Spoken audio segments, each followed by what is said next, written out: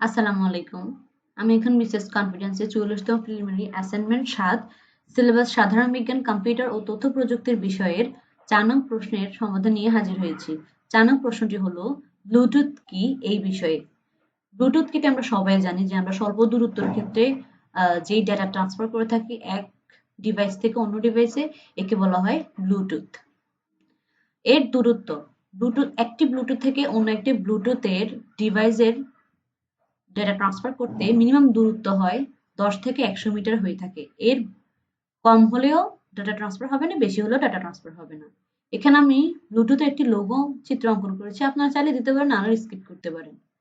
আর এখানে ব্লুটুথের কিছু বৈশিষ্ট্য হলো ব্লুটুথ প্রযুক্তিতে কম ক্ষমতা সম্পন্ন বেতার তরঙ্গ ব্যবহার করা হয়।